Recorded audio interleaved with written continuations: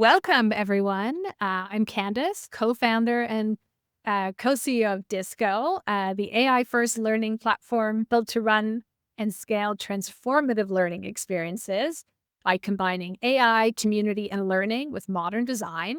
And I am so delighted to have an amazing guest with us. We have Carlos. Carlos, I'm going to have a hard time pronouncing her basic last name. I'll try, though.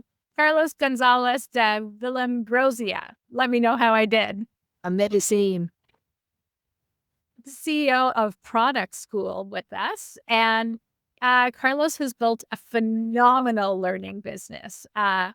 Carlos has had 10 years, now it's 2025, so nearly 11 years, right, of building Product School. He founded it in 2014, and he also has decades of experience building teams and digital products in the US, Europe, and Latin America. And today, Product School is really one of the leaders in product training with a community of over 2 million product professionals. And so it's really an honor to be in conversation with you. And what I love about what you're doing is you teach live online in small cohorts, which is very much a philosophy that we embrace at Disco. So welcome, Carlos. How are you doing today? Love your intro, Candice. Thank you so much for having me. Wonderful. So, Carlos, you were asking me a question just before we went online, and I'd love for you to ask it one more time. It's just, I like the name of your company because I'm really from Spain and disco has multiple meanings. One of them is discotheque, like nightclub. Definitely. Well, the fun story behind our name is obviously we want to make learning come alive and we want to make it engaging and fun. But the real reason we named Disco Disco is really nerdy. It's because the Latin word for learn is disco. And it's actually the root word for everything you do at Product School, which is discussions and discourse and discovery. And so we love that. We said, that is really what learning is to us. It's very much about being able to have discovery, discussions, discourse, and we want learning to be engaging, and hence the name Disco. There you go. Thanks. But this is really a conversation about you and what you have built and are doing at Product School. It's super inspiring. You've scaled a learning business, in a massive way. And we have lots of learning businesses who are part of our community at Disco. So maybe tell us what inspired you all those years ago to build Product School. And how has your vision evolved now in the era of AI, which is obviously impacting how we learn and how we build products? Absolutely. Well, this was a solution to my own problem. Like probably many entrepreneurs, when they start their ventures, I studied computer science and I soon realized I didn't want to spend the rest of my life as a coder, as an engineer. I didn't know what I wanted, but at least I knew what I didn't want. But back in the day in Spain, there weren't that many options out there. Like you start as an engineer, you're going to become a senior engineer, and that's pretty much it. So I'm thinking, what is this out there? How can I leverage this technical background in other ways? And I ended up coming to here, Silicon Valley, to business school. It was funny because I went from one end of the spectrum to the other, right? Like business school, this super high level, and they were giving me points for participation, for writing essays on books. Like from a world where like this either work or done, But I appreciated like the gray area. In any case, there were people talking about product management. I'm like, what the hell is that? Right? Because there's a lot of people obviously that were trying to work in finance or consulting, but there was this emerging field in tech for people that didn't need to code that would make them be very impactful and strategic. And that was literally the early days. Now it's all over, right? And being a product manager is not a secret, but being involved, oh my God, And then I realized that I've been doing product management my whole life. I started 2 companies before. I never found a title that said so, but I was building the website or the mobile app, going up there to meet the customers and pretty much putting out fires. So like, I think it would be awesome if we could create my dreams. I'm thinking between an engineering school and a business school that really help people build something digital that is loved by customers. And that was literally the genesis of the company. I did right away, like the first 8 years, it was me, teaching all the classes, like one student at a time.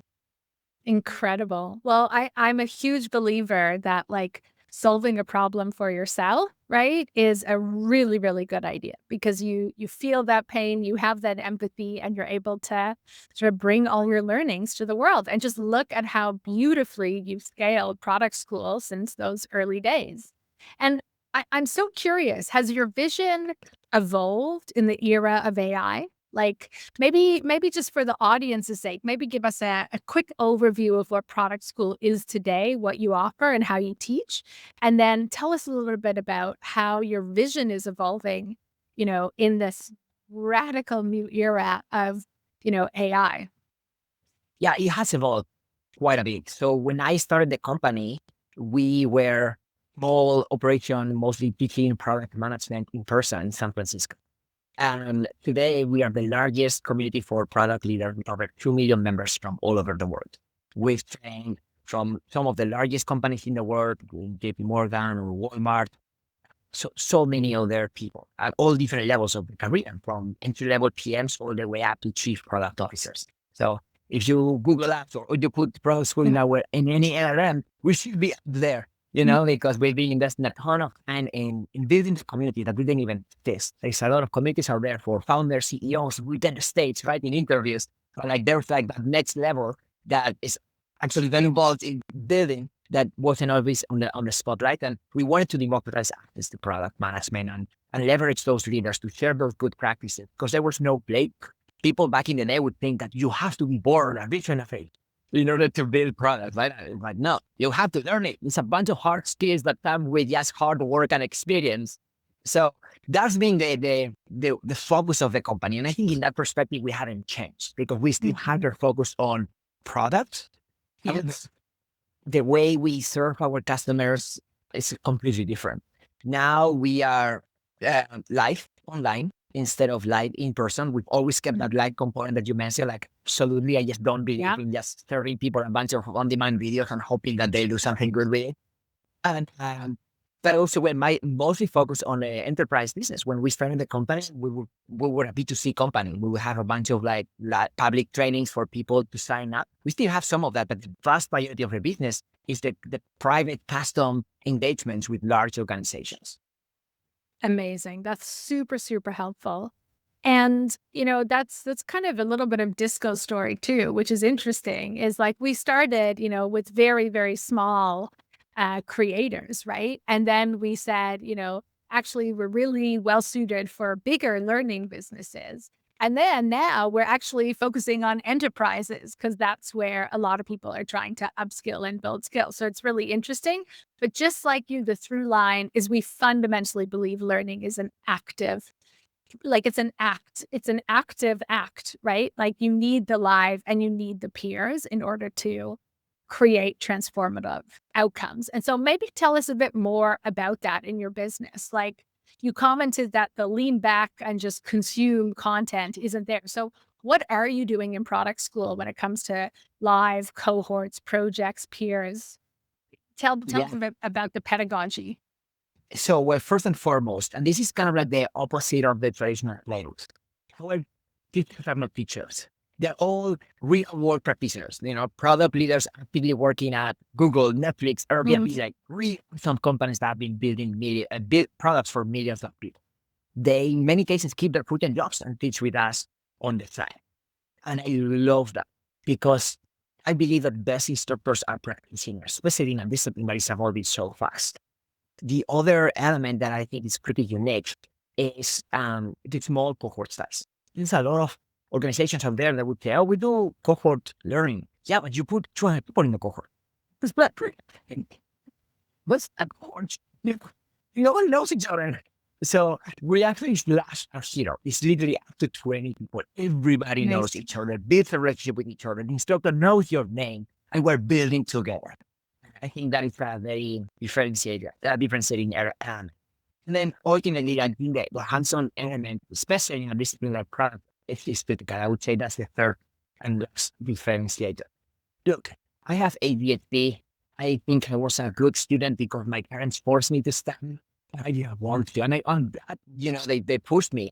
But when people come to product school, they're not being pushed to do that, right? Like they want it. So we need to create an environment kind of like Visco that is where you can build, where you can see results. You just don't have to believe that you just keep reading the book. Something good will happen 2 years from now.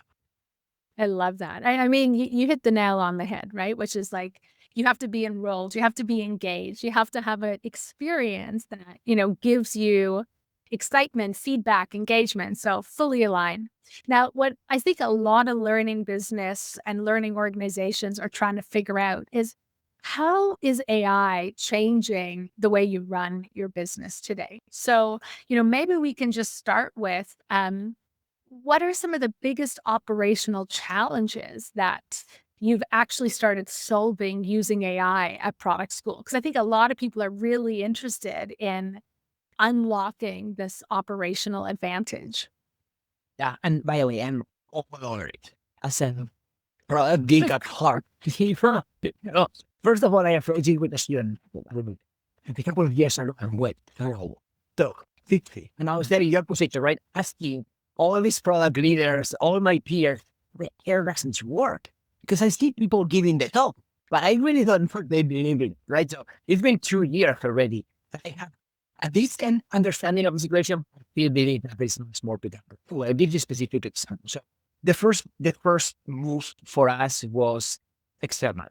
We said, okay, we're seeing a ton of demand now for product leaders that understand AI. That we would literally see in job descriptions that people that would prove an AI mastery could make much more money. So we started first making some tweaks to our certification to to show how we could apply AI into specific use cases. How to new user research passwords that you can analyze and get to insights faster. How you can build your roadmap without connecting different data points so you don't have to manually do that. How you can automate certain processes around building a product requirements document, breaking it down to user stories, collaborating with engineers. I would call it the mechanics of it, which is not rocket science. It's ultimately how can you just be more efficient for the way you work. The next move for that was, oh my God, right now a lot of products are truly offering AI capabilities. They are not just using AI internally to improve operations. So we decided to launch the first ever AI for product certification. To just PMs build AI powered features. You have a bunch of those in your you're an AI first product. So what does it really mean to be first, right? Like how can you fundamentally change the way you go about building and how are your users experiencing that? And so we have an entire certification on how to do that. And that was huge for us. What does it mean to you to be AI first? Like, what is your definition of AI first today? Yeah. Well, so my definition of AI first is using AI as the default option when you are building something. And by the way, not everything has to be AI first. So putting people on a journey in this certification. First, to be AI curious, which is what I was 2 years ago, right? And feel comfortable with it. Then you can become AI first if you choose to. But even if you don't get to the level of mastery, it's a lot of low-hanging fruit where you can still get a lot of work done. Absolutely. And that's a journey, where we can product leaders through. And then, so yes, I mean, for me personally, I mean, I'm obsessed. I just don't think I would be able to now live without them, right? Making, I mean, with the podcast as well. So all the translations with it, all the translates, all the speaker prep. I even have an AI with my voice that does the intro for the speaker, and I can go on and on across every single person in the company. I love that. And for the learning businesses out there, where would you say, you've seen the biggest impact, right, in being AI curious and building AI, efficiency or operations at products? So like obviously the product itself, like you've got the product itself that's very focused on giving people AI education, but in your operations, what is it that's been the biggest game changer for you personally as the CEO, and then maybe for the organization as a whole? Yeah. So, and by the way, this also applies to a lot of our customers because they are coming to us with this type of request. They want to make their organizations more accurate and ideally AI first. So the first solution is for yourself. Like when you start a company, you solve your own problem and hopefully you can solve it for others, right? So it starts with oneself.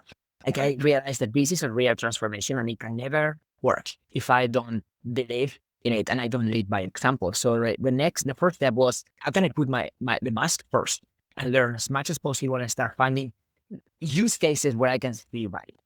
And that's what I did. I was at the basics, right? Of like using different LLMs, toying with different tools, and just feeling more comfortable knowing that as a leader, I can do things that are just strategy. It's not just I delegate someone, whatever, no matter how big or small the company is. And I think I've set the tone for the next circle, my leadership team.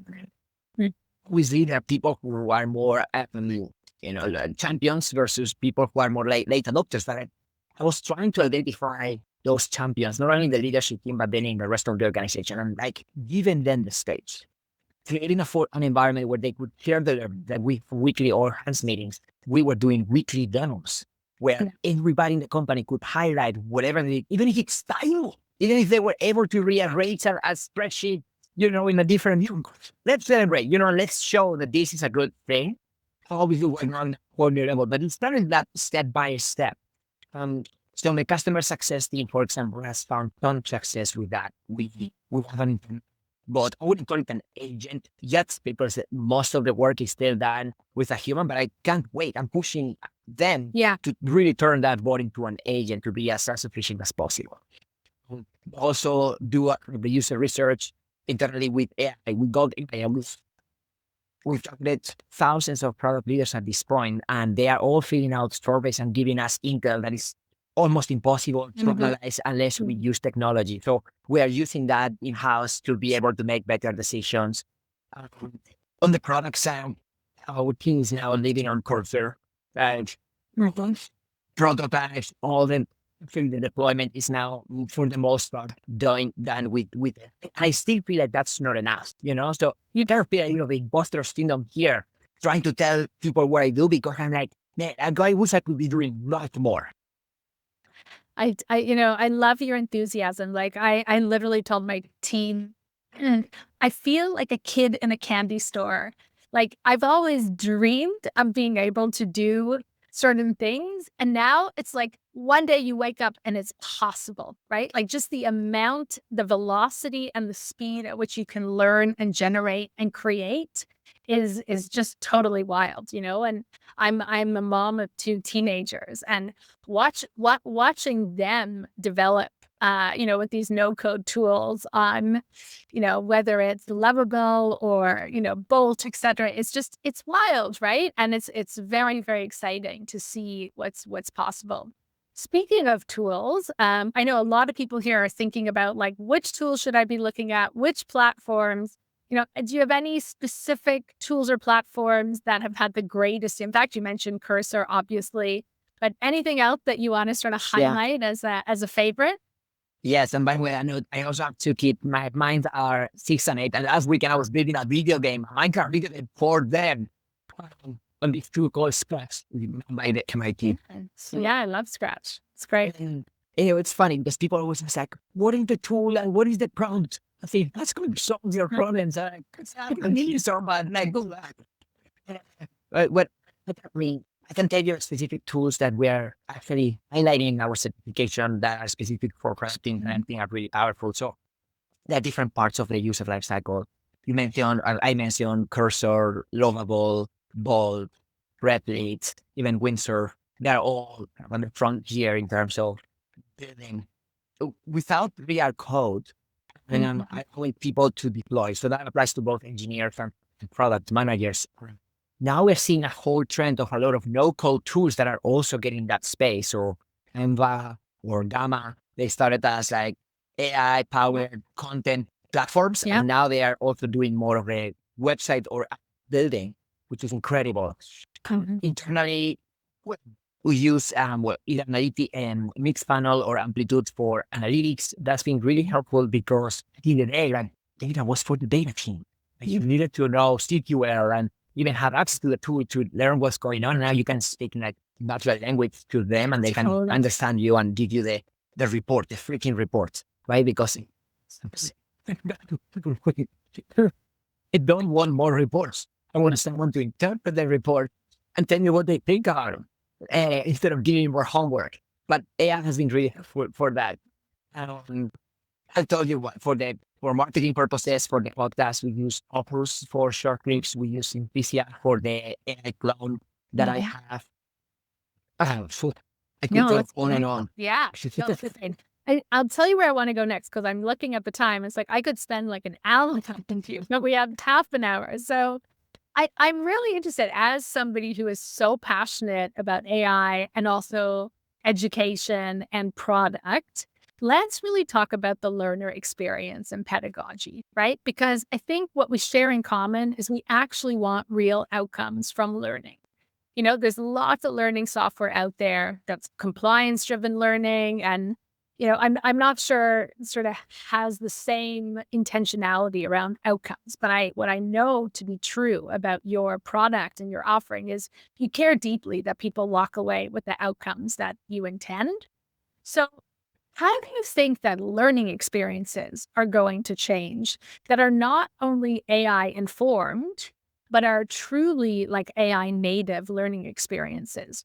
What is the next generation of learning experiences that you get excited about building or, making sure are included in your offering? That's a great question, and I would curious to know your answer as well. And with you and dealing with this all the time. The honest answer is I don't know. Like, what is the next generation AI first learning experience? What I do know is that it just takes a bunch of iterations, and we are trying to building one step at a time with the different tools by incorporating different frameworks and just being as agile as possible. So we treat our own curriculum state product. We review it every 4 months and make sure that every single practitioner that teaches at product school is really obsessed about AI. So they are not just relying on whatever content they are given to and talk about it. But do tell me, like, what else are you seeing out there? Yeah. So, look, I agree with you. I think it's really early days, but there's a couple key things that I think are shifting. Is I just look at my own learning, and, to your point, I don't like a lean back learning experience. I like a bidirectional learning experience. And up until recently, that wasn't really possible with technology. And all of a sudden it is. So, one of the things that is sort of really changing learning is LLMs and conversational learning, right? Where it's like, I'm able to interact with knowledge in new ways and generate answers in real time in ways that I wasn't able to do before. So I think the whole being able to ask AI, the whole conversational AI, the whole coaching of having an AI coach in your learning is certainly something we're building at Disco and people are finding very useful. And just for myself, I find it fascinating that interaction. I think the second piece is it's less so about the content and it's much more about the it's much more about the questions. Like we are the sum of our questions and our prompts. And, AI can be really helpful in offering us opportunities to connect with people in a cohort and actually deepen the conversation through the prompts that we're using, through the projects that we're asking people to do. And so I'm very excited about human beings with the support of AI prompting to get the most out of learning experiences. I think that's super interesting.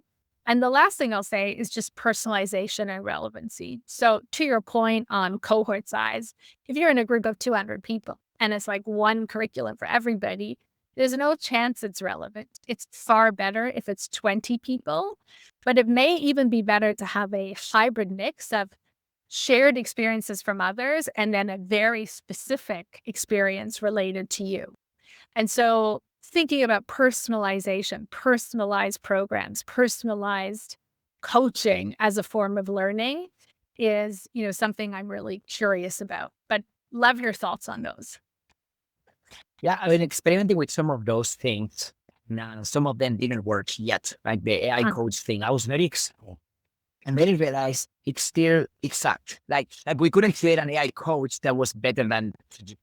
So I was like, why am I reinventing the wheel? Go talk to ChatGPT, right? So I just tell them about the possibility of what you are saying, really incorporating some unique data and maybe ways to provide a unique experience. But the baseline option is still incredible. Like outside the learning world, like my wife and I had a little argument last week, and then she's like, "Yeah, I was talking to ChatGPT, ChatGPT told me to be talking there with you." And I'm great, I want ChatGPT.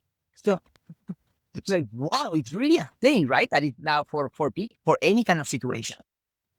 Yes. And so I think that's interesting. I mean, I think the foundational models are unbelievable. I think what you're doing at product school is giving context and giving community for that foundational model, right? And so how the foundational model, and that's sort of the container we build at Disco, right? Is like, how can you use those foundational models, but in the context of your own data, of your own cohorts, of your own curriculum? Because it doesn't have that. If you just go to ChatGPT, it doesn't have your context for product school. So, that's where I'm curious, but I agree. It's not easy to build something differentiated in that space. Really quickly, because I know do you have a hard stop at 2:30 or we can go? So we'll go for another 5 more minutes, but I know enterprise is such a big part of your business today, and companies are coming to you and saying, help my product team in my company, upskill around this. What are large organizations asking for when it comes to, AI training? That's, like how would you think about it from an organizational or enterprise perspective and what it is that they're looking for? Yeah. So there's this word that consultants love called transformation. And nobody really knows what that means. That's what they use, right? Because confuses people, looks cool. And then, so most of our clients are actually coming to us for transformation around AI for their product team. Most of the times they've been burned by doing a similar project with a consulting firm that talked the talk, gave them a PowerPoint, and then they left. And they're thinking, well, now what? Right? So to me, they always repeat the same. And there are a couple of principles that need to be true. One is there has to be true top-down support, starting from the CEO. I'm talking even large companies, because otherwise it becomes a pet project for learning development or for another executive. So ultimately, it just doesn't drive behavioral change. So top-down support is number one. The second one is there has to be a real outcome associated to the transformation. It cannot be participant happiness or participant participation. We're not here to hand out participation trophies to people for showing up to a class that your company paid you to during business hours, right? So, but unfortunately, like, learning and development in many cases still comes from that type of mindset. It's want to be the order. I need to upskill people on this thing, and people need to give me a survey, and the NPS has to be X. To me, when we're able, in this context of it, having the conversation with the executives, in our case, product executives, around, cool, we have your support. You are going to be hands-on here. What are the metrics you are trying to move? And they have to be either around growing revenue or reducing cost. Like, we can then discuss leading indicators that push that. But like, there has to be meaning to that. Otherwise, it becomes a discretionary initiative to keep people happy. And there's a space for that. But if you are talking about real AI transformation, we need to be all in here, right? So those are kind of the initial principles for us to go in.